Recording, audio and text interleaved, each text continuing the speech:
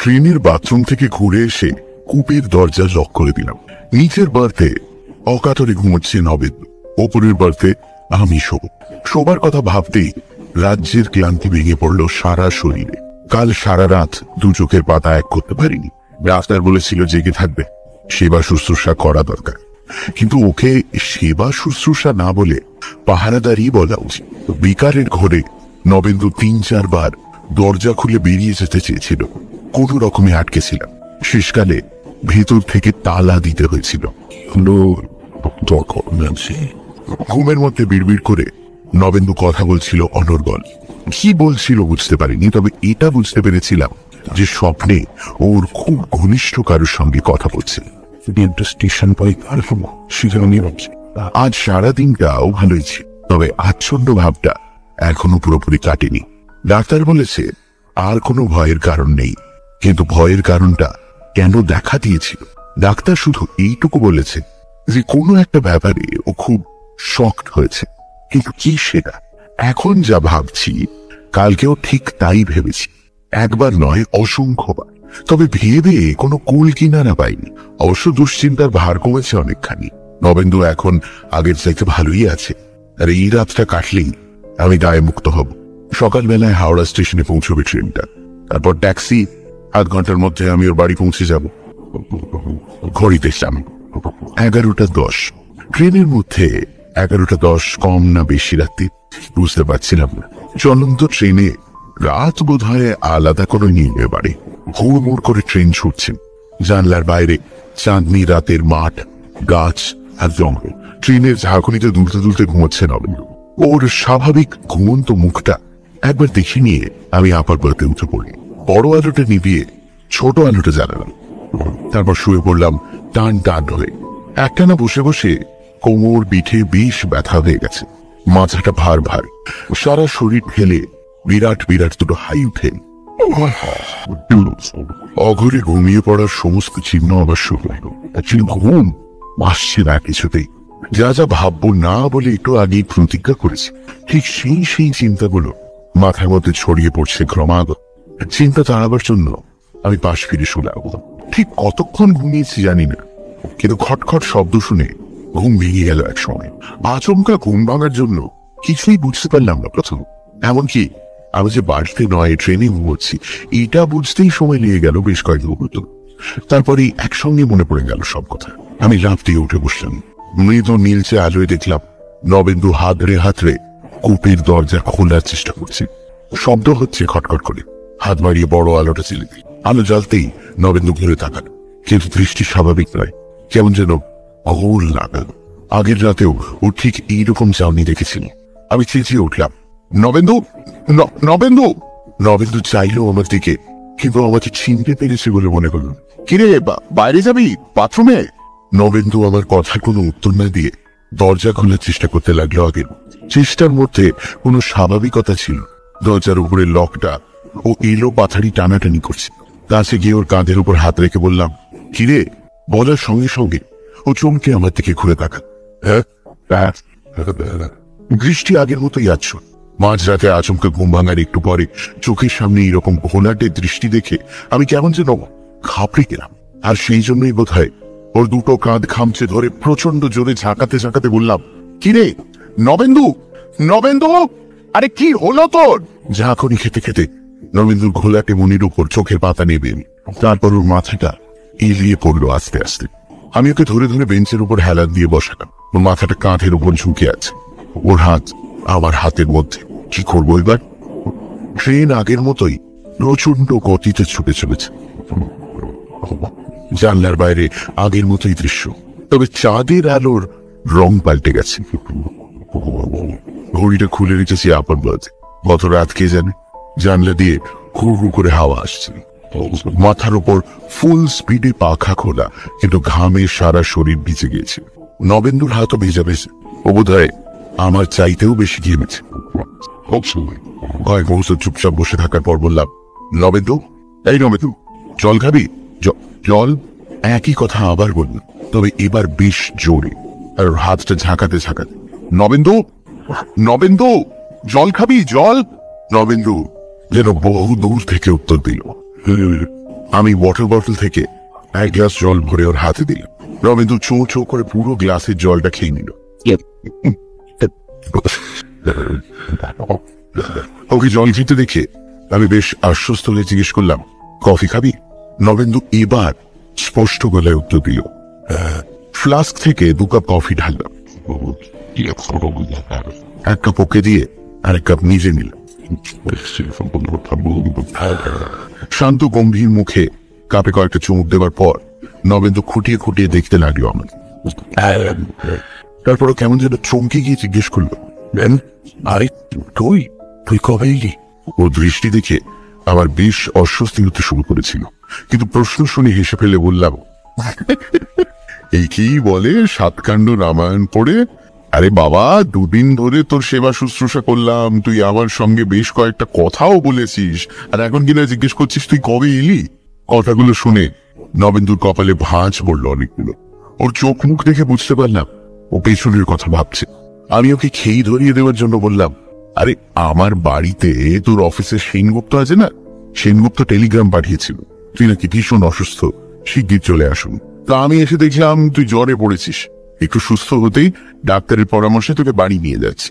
এবার মনে পড়েছে? মনে হলো না নবেন্দুর সব কথা মনে পড়েছে। ও শুধু অবাক হয়ে জিজ্ঞেস করলো, বাড়ি যাচ্ছি কেন? আরে কেন আবার? বাড়ি গিয়ে বিশ্রাম নিয়ে শরীরটা ঠিকঠাক করে নিবি। তাছাড়া বাড়িতে তো যাসনি বহুদিন, তা প্রায় বছর 3 হবেই। একা একা এভাবে পাহাড়ের মাথায় পড়ে থাকতে ভালো লাগে? একা? একা কোথায়? আমি তো একা থাকি না। নবেন্দু কেমন যেন অস্বাভাবিক চোখ মুখ করে প্রতিবাদ করল। আমি একটা বদ রসিকতা করতে যাচ্ছিলাম, কিন্তু ওর চোখ মুখের চেহারা দেখে সাহস পেলাম। মিনমিন করে বললাম, একা না। তুই কি লুকিয়ে লুকিয়ে বিয়ে করেছিস? নবেন্দুর অস্বাভাবিক মুখে হাসির রেখা ফেলে গেল।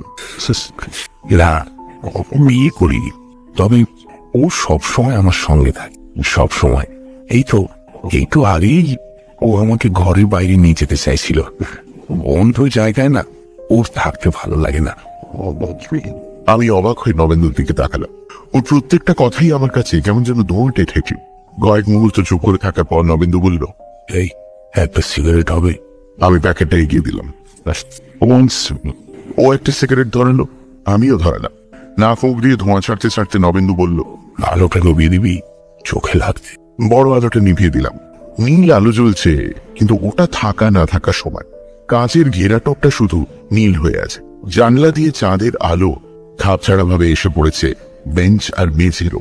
ট্রেনে নির্দিষ্ট তালের শব্দ ছাড়া আর কোনো শব্দ কোথাও নেই। এখন কত রাত কে জানে। অস্বস্তিকর রকমের চুপচাপ হয়ে বসে আছি আমরা দুজনেই। সিগারেটের 2টো জ্বলন্ত বিন্দু মাঝে মধ্যে জোরালো হয়ে উঠছে। ঘুম ক্লান্তির কোনো চিহ্ন নেই আমার শরীর। বারবার মনে হচ্ছিল বিচিত্র এক অভিজ্ঞতার সামনে এক্ষুনি পড়তে হবে আমাকে। নবেন্দু হঠাৎ চাপা গলায় কি যেন বলল। বুঝতে না পেরে জিজ্ঞেস করলাম, হ্যাঁ কিছু বলছিস? ও কোনো উত্তর দিল না। তারপর কিছুক্ষণ বাদেও হেসে উঠল, তার রসিকতা শুনে হেসে ফেলার মতো। আমি চমকে উঠে বললাম, কিরে হাসছিস কেন? নবেন্দু এবারও কোনো জবাব দিল না। কয়েক মুহূর্ত পরে ও আবার নিচু গলায় কি যেন বলল। আমি প্রশ্ন করতে গিয়েও পারলাম না। কেন জানি না আমার মনে হলো ও আমার সঙ্গে নয়, অন্য কারোর সঙ্গে কথা বলছে। কিন্তু আমি ছাড়া তো কূপেতে আর কেউ নেই। এটা মনে হতেই আমার গাটা শিরশির করে উঠল। আমি প্রায় চেঁচিয়ে উঠে বললাম, এই নবেন্দু, তুই কি বলছিস নাকি? তো কি ব্যাপার বলতো? কি শরীর খারাপ লাগছে নাকি? নবেন্দু হেসে উঠল। মনে হলো এই হাসিটা যেন আমার কথা শুনি, কিন্তু আমি নিশ্চিন্ত হতে পারছি না। একটু থেমে থেমে ও থমথমে গলায় বলল, তোর কাছে পুরো ব্যাপারটুকু ভট লাগছে তাই না? অবশ্য লাগাটাই স্বাভাবিক, তবে আমার কাছে নয়। আমার কাছে তুই যতটা সত্যি ও ততটা। কে বিশ্বাস করলো না করলো আমার কিচ্ছু এসে যায় না। তুই যদি শুনতে চাস আমি বলতে পারি। আমি শুনতে চাই, কিন্তু হ্যাঁ বলতে গিয়ে আমার মুখ দিয়ে বিচিত্র একটা শব্দ বেরোল। হ্যাঁ হ্যাঁ। আবছা অন্ধকারের মধ্যে চুপচাপ কিছুক্ষণ সিগারেট টানার পর নবেন্দু বলল, পাহাড়ে চাকরি নিয়ে যাওয়ার পরে প্রথম খুব খারাপ লাগতো। অসম্ভব নির্জন জায়গা, তার উপর আমার কোয়ার্টারটা এমন জায়গায় যে আশেপাশে আর কোনো বাড়ি ঘর নেই। কাজকর্মের অবস্থাও সেই রকম। সারা সপ্তাহে 2 ঘন্টা কাজ করলেই যথেষ্ট। প্রায় মনে হতো চাকরি বাকরি ছেড়ে চলে আসি, এভাবে থাকলে বোধহয় পাগল হয়ে যাব। নির্জনতার একটা অদ্ভুত টান আছে। কিরকম নির্জনতা জানিস? যেটা তো তখনকার একটা চিঠির কথা আমার মনে আছে, রাতে গরম কফিতে চিনি মেশাবার পর চমকে উঠতিস প্রথম। এত নির্জন জায়গা যে কফিতে যে চিনি গুলে যাচ্ছে সেটার শব্দ পর্যন্ত শোনা যেত। নবেন্দু ওর চিঠি নিয়ে একটুও আগ্রহ না দেখিয়ে বলল, ঠিক এই সময় একটা বই এসে গেল আমার হাতে। বইটার নাম ডক্ট্রিন অফ দ্য মিস্টিক্স। হ্যাঁ, অদ্ভুত ইন্টারেস্টিং বই। ওই নির্জন পাহাড়ের পরিবেশে বইটা আমার উপর দারুণ প্রভাব ফেললো জানিস। আমি লকডাউন থেকে এই ধরনের আরো বই আনালাম। তারপর দিন রাত ডুবে থাকলাম বইগুলোর মধ্যে। একটা বইতে অশরীরীর সঙ্গে মিলিত হওয়ার বিচিত্র সব সাধন পদ্ধতির উল্লেখ আছে। আর আমি সেগুলো চর্চা আরম্ভ করে দিলাম। প্রথমেই মনোসংযোগ করার অদ্ভুত একটা কায়দা আছে। কিরম জানিস তুই? আর কেন জানি না আমার বেশ অস্বস্তি হচ্ছিল। ওকে থামিয়ে দিয়ে বললাম, বড় আলোটা জ্বালবো? না। নবেন্দু গম্ভীর ভাবে উত্তর দিল। তারপর একটু থেমে আবার বলতে শুরু করলো, সাধনার অনেকগুলো স্টেজ আছে, আর এই অনেক কানি তৈরি। এবার হলাম পরীক্ষা করা দরকার। কি পরীক্ষা? আমার গলার স্বর আমার কাছেই কেমন যেন আতঙ্কগ্রস্ত থেকে। নবেন্দু বেশ কিছুক্ষণ চুপ করে থাকার পর বলল, আত্মার সঙ্গে সরাসরি যোগাযোগ করা। আমার হঠাৎ মনে হলো গলার ভেতরটা কেমন যেন শুকিয়ে গেছে। একটু কফি খেতে পারলে ফ্লাস্কটা ব্র্যাকেটে দুলছে, কিন্তু উঠে গিয়ে নামিয়ে আনতে পারলাম। আমার শরীরের ওপর আমার যেন পুরোপুরি দখল নেই। চাঁদের ওপর দিয়ে বোধ হয় মেঘ ভেসে যাচ্ছে, আবছা আলো ছায়া দুলছে কূপের ভেতর। অমুক করে ছুটে যাওয়া ট্রেনটা থেকে থেকে কেমন যেন নিঃশব্দ হয়ে যাচ্ছে। সত্যি কি তাই নাকি? নবেন্দু খুব খুব করে এসে গলা পরিষ্কার করে বলল, মাঝরাত, কেউ কোথাও নেই, চারদিক অসম্ভব নির্জন। আমি মনোসংযোগ করে পরীক্ষায় বসলাম। একটু পরেই জানলা খাপিয়ে ঝোড়ো হাওয়া ঢুকে ঘরের মোমবাতিটা নিভিয়ে দিল। বসলাম, কেউ এসেছে, কিন্তু সে কে? জিজ্ঞেস করলাম, কোনো উত্তর পেলাম না। কিন্তু প্রতি মুহূর্তে সেটার উপস্থিতি আমাকে টের পাইয়ে দিচ্ছিল। জোর করে হেসে বললাম, কি উল্টো পাল্টা বকছিস? নবেন্দু আমার দিকে তাকিয়ে রাগী গলায় বলল, একটু উল্টো পাল্টা নয়, যা বলছি সত্যি কথা বলছি। আবছা অন্ধকারের মধ্যে নবেন্দুর চোখের মনি দুটো অদ্ভুতভাবে চলছে। সেই চোখের দিকে তাকিয়ে থাকা যায় না। আমি চোখ নামিয়ে দিলাম। নবেন্দু এক দীর্ঘশ্বাস ফেলে বলল, অশরীরিনী ওই মেয়েটিকে আমি কিন্তু ডাকিনি।